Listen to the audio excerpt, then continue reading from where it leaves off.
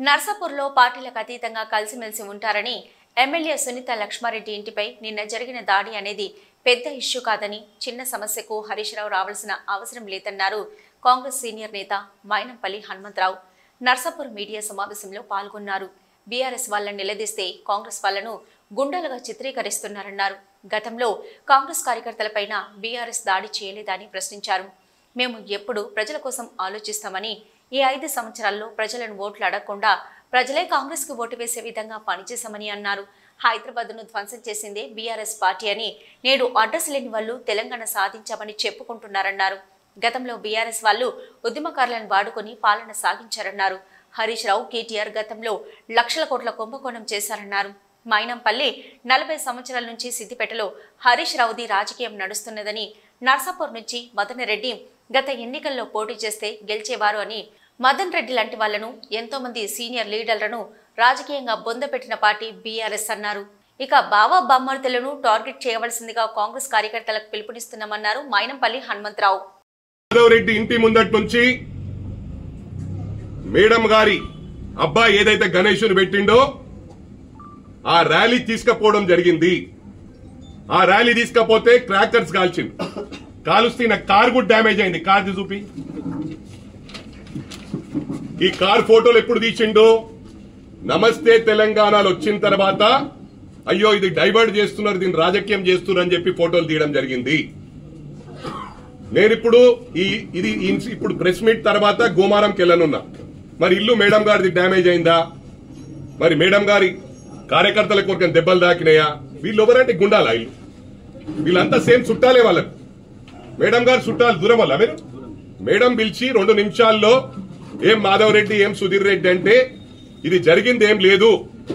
Next day కూడా ఇప్పుడు వాళ్ళు ఎప్పుడైతే నిమజ్జనం చేయడానికి గణేషుని తీసుకుపోతుండ్రో టీఆర్ఎస్ పార్టీ వాళ్ళు, అక్కడ కాంగ్రెస్ వాళ్ళు బయటకు వచ్చి మాధవ్ రెడ్డి ఇంటి ముందటికెళ్ళి పోయింది.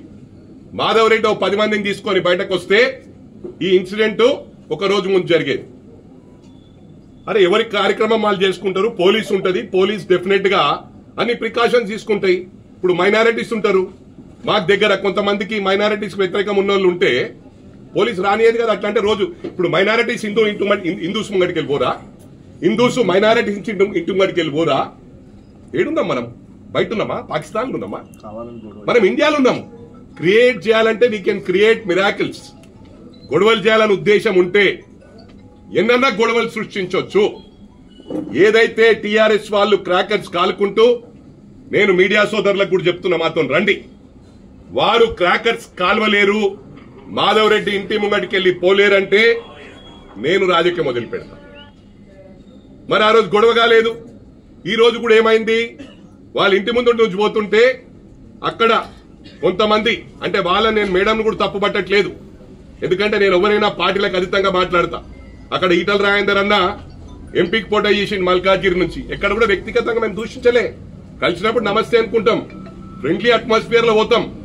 ఇక్కడ వెంకటరామరెడ్డి నేనేమనలే, ఇక్కడ రఘునందన్ ఏమనలే, ఫ్రెండ్లీ అట్మాస్ఫియర్ లో పోతాము. దానికి రాజకీయం చేసి గుండాలు అని అంటే వీళ్ళకి మంచుకు పడతలు 7-8 నెలలనే మొత్తం బర్దాష్గా బారైపోతున్నారు. రేవంత్ రెడ్డి ఎట్లా పడితే అట్లా మాట్లాడుతుండంటారు. మా గౌరవ ముఖ్యమంత్రి గారు చాలా హుందాగా పోతున్నాడు. ఈ 10 ఏళ్లు అతను ఏ విధమైతే ఏ పాలసీ అయితే పెట్టుకుందో ఆ పాలసీతోనే వీళ్ళన్నీ బయటపెట్టి ప్రభుత్వం దేగలిగిండు. 10 years కాంగ్రెస్ కార్యకర్తలు, కాంగ్రెస్ కుటుంబ సభ్యులు ఎన్నో ఇబ్బందుల పాలైనరు. ఇవాళ గౌరవ ముఖ్యమంత్రి గారు హుందాగా పోతున్నారు. ఇక్కడ ఏదైతే కాంగ్రెస్ లో బ్రహ్మాండమైన టీం ఉందో ఆ టీం అందరూ మాట్లాడడం ప్రారంభిస్తే, మినిస్టర్లు గిట్ట మాట్లాడడం ప్రారంభిస్తే వీళ్ళు తట్టుకోరు. కానీ మేం ప్రొవోకింగ్ మెంటాలిటీ కాదు, రెచ్చగొట్టే విధంగా మేము ఎప్పుడు కూడా పోవట్లేదు. ఇది గమనించాలా. అరే 10 సంవత్సరాలు మీరు ఏం చేసిర్రా భయ్?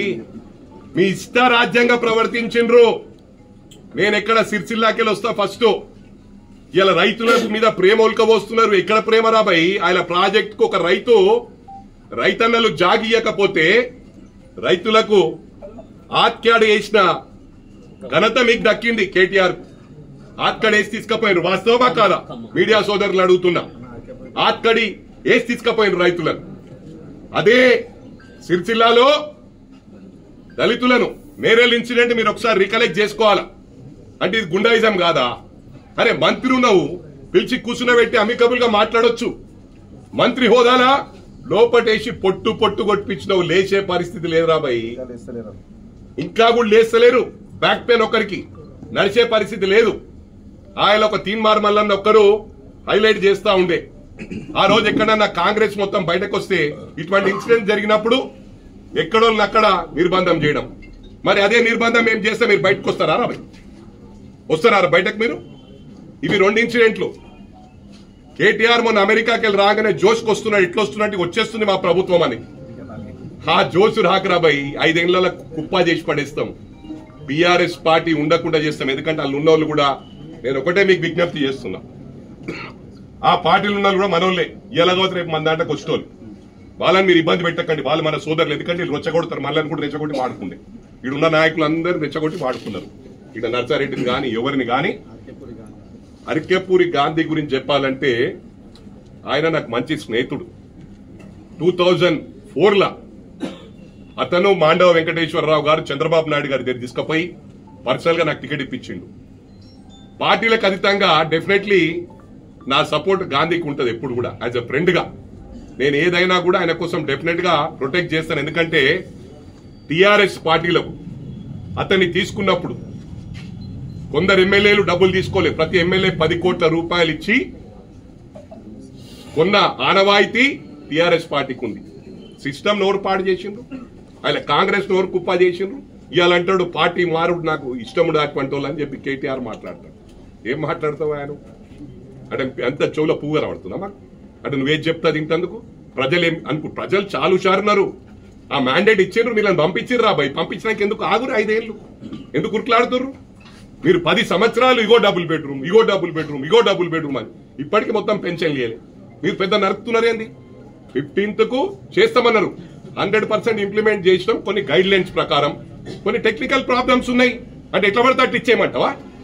రేపు మళ్ళీ దాన్ని మీరే పాయింట్అవుట్ చేస్తారు. ఇగో ఈయనకి ఇచ్చిరు, ఆయనకి ఇచ్చిరు అని. కొంతమందికి ఆధార్ కార్డు చక్కగా లేవు, ఎన్నో ఇబ్బందులు ఉన్నాయి. అవిటిని కూడా మేము మొన్న సిద్దిపేట పోయినప్పుడు చెప్పినాం, మీరు రండి తప్పకుండా ఒక్కొక్కటి సార్ట్అవుట్ చేస్తూనే ఉన్నారు.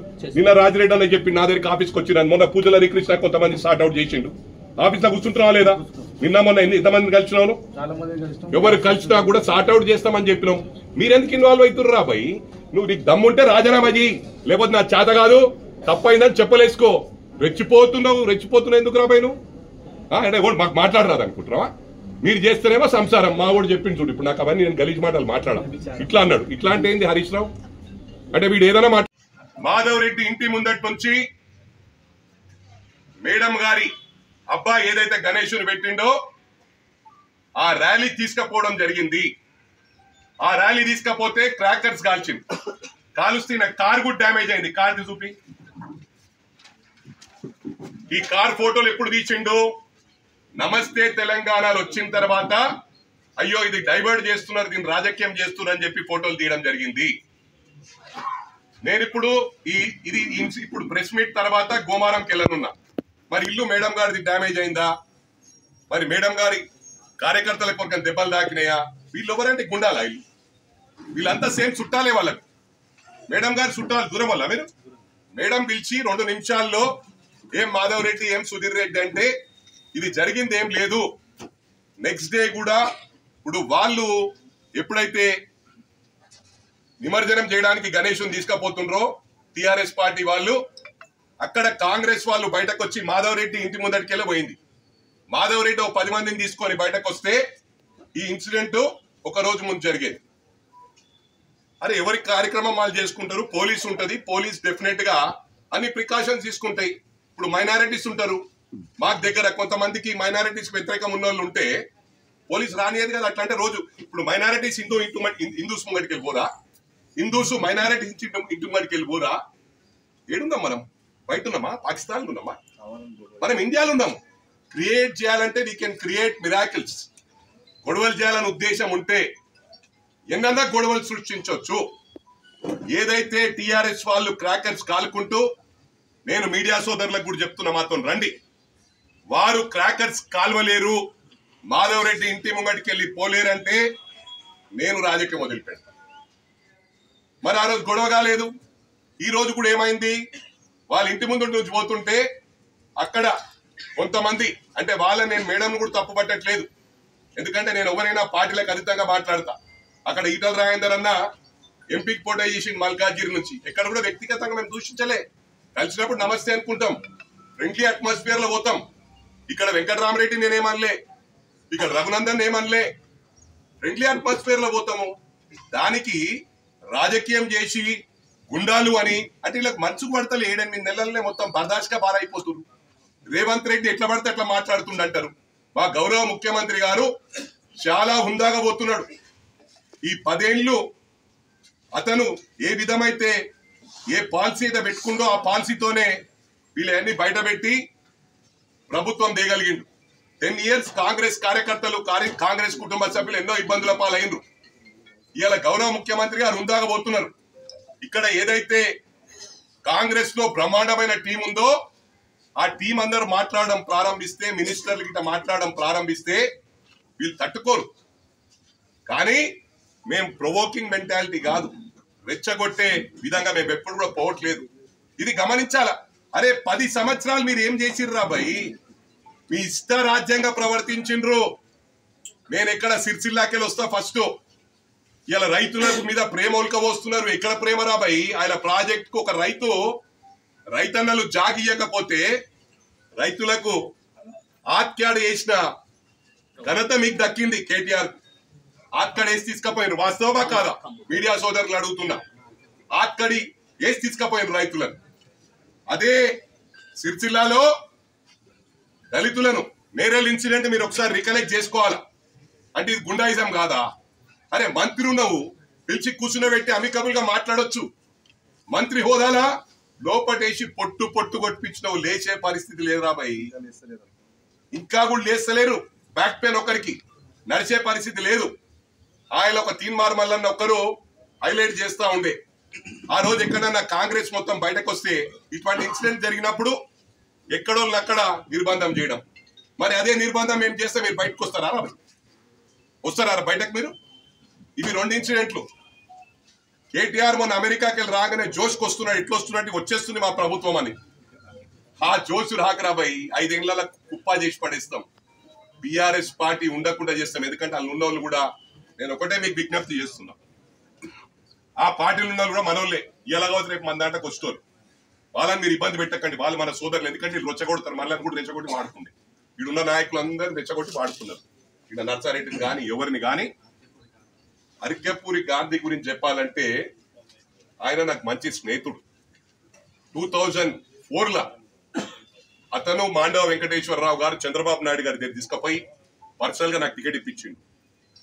పార్టీలకు అతీతంగా డెఫినెట్లీ నా సపోర్ట్ గాంధీకి ఉంటుంది ఎప్పుడు కూడా. యాజ్ అ ఫ్రెండ్ గా నేను ఏదైనా కూడా ఆయన కోసం డెఫినెట్ గా ప్రొటెక్ట్ చేస్తాను. ఎందుకంటే టిఆర్ఎస్ పార్టీలకు అతన్ని తీసుకున్నప్పుడు కొందరు ఎమ్మెల్యేలు డబ్బులు తీసుకోలేదు. ప్రతి ఎమ్మెల్యే 10 కోట్ల రూపాయలు ఇచ్చి కొన్న ఆనవాయితీ టిఆర్ఎస్ పార్టీకి ఉంది.